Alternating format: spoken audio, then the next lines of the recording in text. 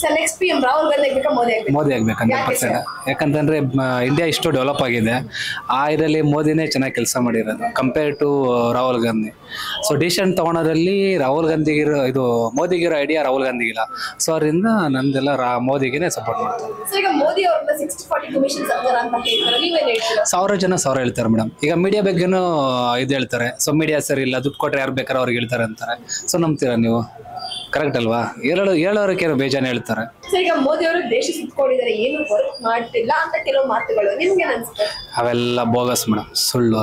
Okay, work ಮಾಡಿಲ್ಲ, ಕೆಲಸ ಮಾಡಿಲ್ಲ ಅಂತಂದ್ರೆ ನಮ್ಮ GDP ಯಾವ ಲೆವೆಲ್ ಇದೆ ನಿಮಗೂ ಗೊತ್ತು, 4th ಇದರಲ್ಲಿದೆ.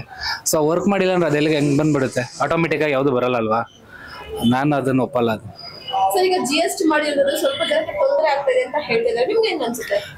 GST ತೊಂದರೆ ಅಂತ ಅನ್ಕೊಂತ ಇರೋದು ತಪ್ಪದು. GST ಹೆಂಗೆ ಅಂತಂದ್ರೆ ಅದ್ರ ಬಗ್ಗೆ ಐಡಿಯಾ ಗೊತ್ತಿಲ್ಲ ಅವ್ರಿಗೆ. ಸೊ ಸಪೋಸ್ ಏನಾದ್ರು ಅವ್ರು GST ಇತ್ತು ಅಂತಂದ್ರೆ ಅದು ಇನ್ಪುಟ್ ಬರುತ್ತೆ. ಸೊ ಅವ್ರು ಯಾವ್ದಾದ್ರು ವಸ್ತುನ ತಗೊಂಡ್ರೆ ಅದ್ ಮತ್ತೆ ಅದ್ರದ್ದು ಟ್ಯಾಕ್ಸ್ ಅವ್ರಿಗೆ ಸೇವ್ ಆಗುತ್ತೆ. ಅಂದ್ರೆ ಅದನ್ನ ಅವ್ರ GST ಇತ್ತು ಅಂತಂದ್ರೆ ಅದ್ರಲ್ಲಿ ಇದು ಮಾಡ್ಕೊಬೋದು. ಅದು ಗೊತ್ತಿಲ್ದಿರೋರು ಆ ತರ ಹೇಳ್ತಾರೆ ಅಷ್ಟೇ. ಮೊದಲು ಇತ್ತು, ವ್ಯಾಟ್ ಇತ್ತು, ಸೇಮ್ ಅಲ್ವಾ? ಅದೇ ಇದು GST ಮಾಡಿದ್ದಾರೆ ಅಷ್ಟೇ, ಡಿಫ್ರೆನ್ಸ್ ಏನಿಲ್ಲ ಅದರಲ್ಲಿ. ಸರ್ ಈಗ ಮೋದಿ ಅವ್ರು ಮತ್ತೆ ಬರೋದ್ರಿಂದ ಏನ್ ಅಭಿವೃದ್ಧಿ ಆಗ್ಬೋದು ಅನ್ಕೊಂಡಿದ್ದೀರಾ? ಇನ್ನು ಕೆಲ್ಸಗಳೆಲ್ಲ ಎಲ್ಲರಿಗೂ ಸಿಗ್ಬೋದು ಅನ್ನೋ ಒಂದು ಐಡಿಯಾ ಇದೆ.